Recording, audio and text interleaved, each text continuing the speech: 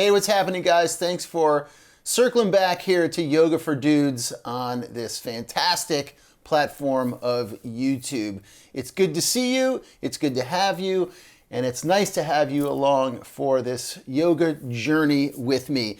If this is your first time checking out the channel, my name is Larry Milburn. I'm a yoga teacher, a filmmaker, a podcaster, a father, a son, a husband. I do a lot of different things, but yoga has been a constant for the last 25 to 30 years of my life. It's made immeasurable changes in my life and brought incredible opportunity. And I've been teaching for about the last 4 years. And I wanted to open up this channel to some folks who maybe are looking for a way to demystify yoga and what it's about and start a practice for themselves and hopefully find many of the valuable changes in your own life that yoga can bring to you. So with all of that out of the way, in today's video, we are going to have a look at some yoga props and break down what the different props are, how to use them, and how you can use them to help you facilitate your practice. So obviously the very first thing we've got here is a yoga mat. We will get into the specifics of different yoga mats, what they do, who make them, and why you might want to try one over the other. But that's not this video. Obviously, a yoga mat is what you practice on. Do you have to use a yoga mat to practice? No, you do not. You can use the floor. You could use a towel if you wanted to. Carpets are okay. But sometimes if the carpet is too squishy or soft, it can affect your balance a little bit. But listen, wherever you can practice, you got to practice, right? But anyway, first thing is a yoga mat. All right. Second prop that I like to point out is the yoga blanket. These are usually some form of a hand woven. They call them Mexican blankets or native blankets.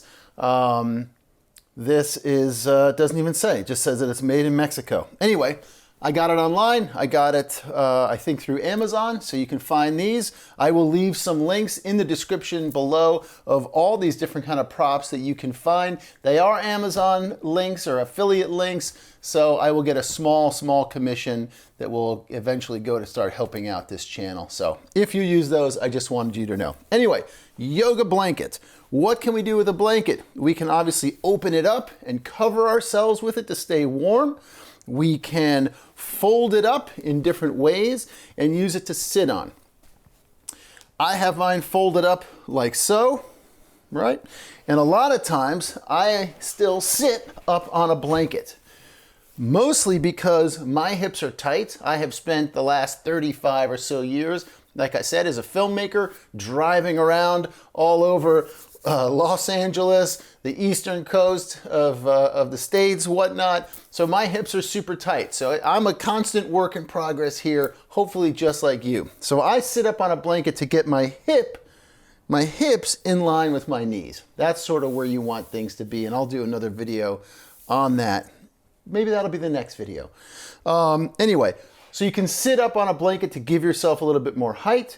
You can roll up a blanket like so, place it under your shoulders and roll back on that to help open your shoulders and your chest. Lots of different things you can do with a blanket, but that's primarily it.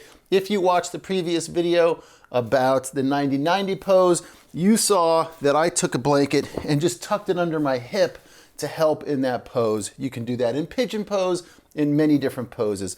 Another great thing for those of you out there that have had knee replacement surgery, we're going to get to some stuff where we're on all fours, right? We're going to be doing a lot of this sort of a thing. So when we get here, you may find that you need a little extra padding. That's what your blanket's for. Okay? So you put a blanket under your knee, now your knee doesn't hurt, or at least it doesn't hurt as bad. Okay, so that's the yoga blanket. Definitely pick up one of these.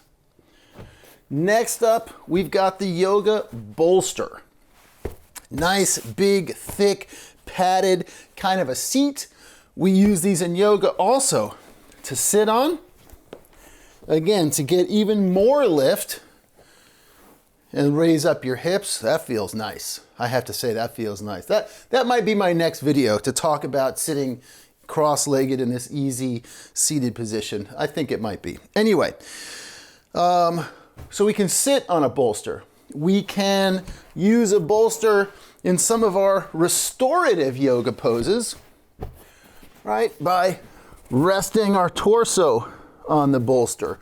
Or here's a fantastic shoulder opener I'm going to show you really quick. You can do something like this. So, or you can lay back on the bolster. So that's what a yoga bolster is for. All right? Great thing to have also. I suggest you pick one up. Finally, we have the yoga block. Pretty standard use equipment here for yoga is the yoga block. These come in many different sizes and many different materials. You will often see a cork block or a foam block. There's lots of different companies that makes these. Again, I will put a link in the description below for you. I like the cork block a bit more than the foam block, only because it's super durable, and if I'm gonna lean against this, or however I'm gonna do it, it just provides a bit more stability. So what do we do with a yoga block? Not all of us are super flexible. Not all of us can touch the ground in certain poses. So this special device right here helps to bring the ground up to meet you wherever you are. So we have what we call its lowest setting, its next highest setting, and of course, its highest setting.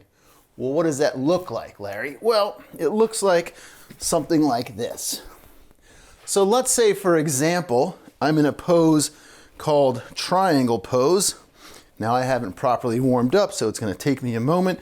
But anyway, in triangle pose, where you'd like to be is this hand touching the ground. Oh yeah, there we go. That hamstring just opened right up.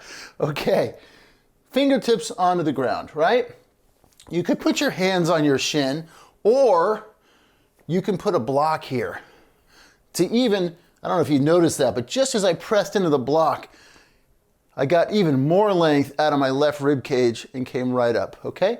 I could be here, I can be here, and I can be here, or I can come down to the ground.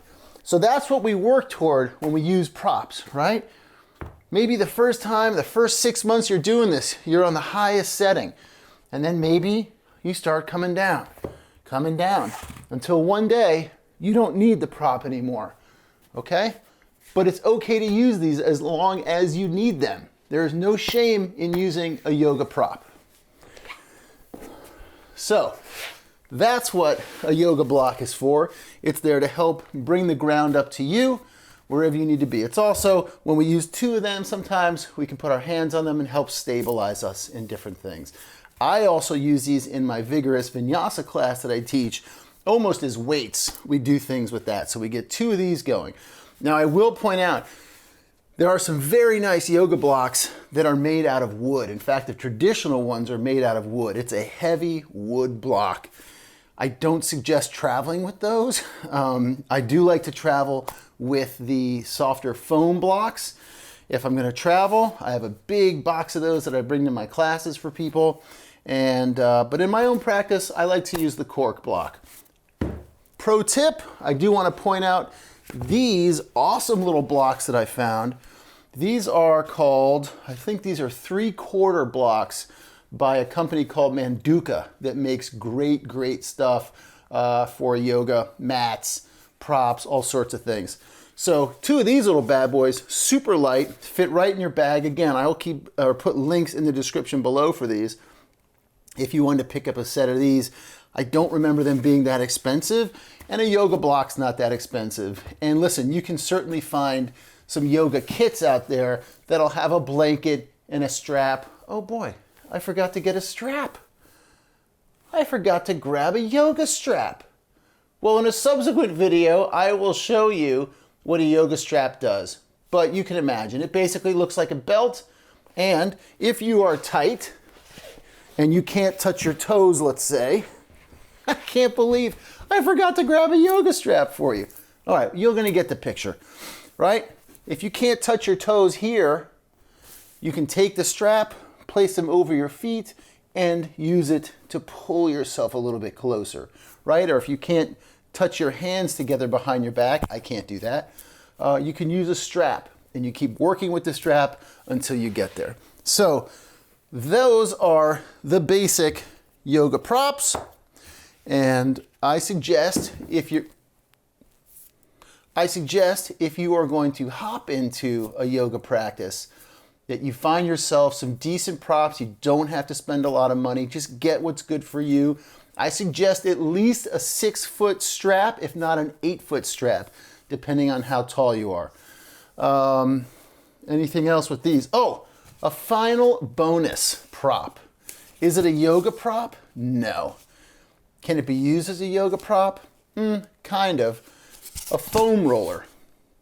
Gentlemen, my tight gentlemen, my dudes, if you have not messed with a foam roller, do yourself a favor. Go get one of these things, okay? This is right off Amazon. This is by a company called Gaiam Essentials. Again, I will put a link in the description. This is like 30 bucks or something like that, 40 bucks. These are fantastic. You can use these to roll out your calf. Oh, that hurts. Okay? You can roll out your calf, your Achilles. I use these on my back.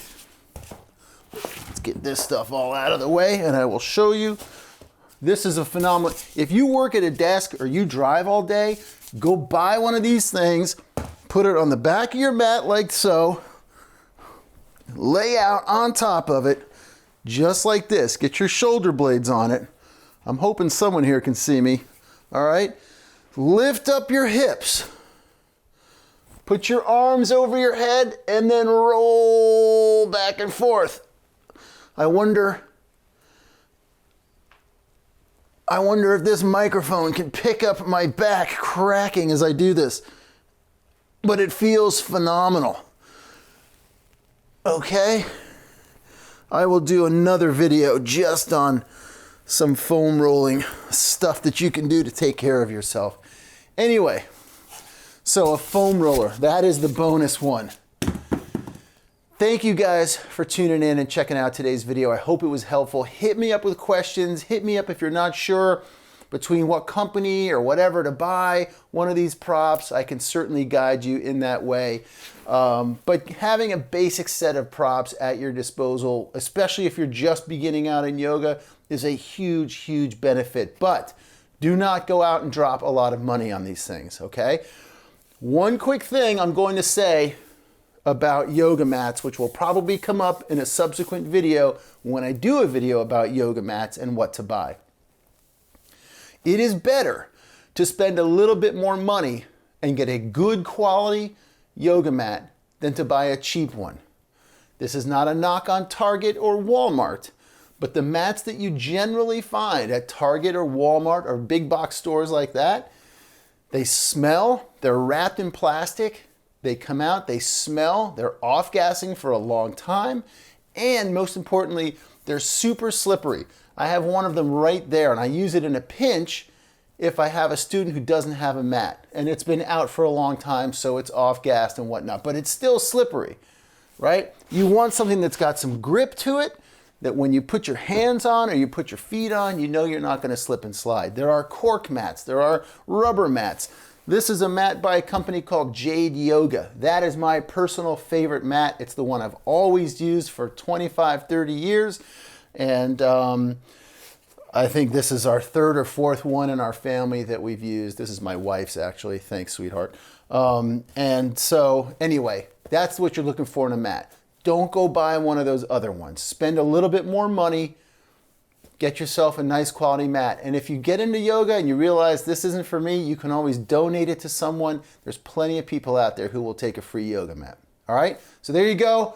Quick little video on props. Thank you guys for tuning in, stopping by, checking it out. do yourself a favor, get on the mat, tune into the next video, head over to the website, yogafordudes.com. Thank you guys for being here, and let's get on the mat.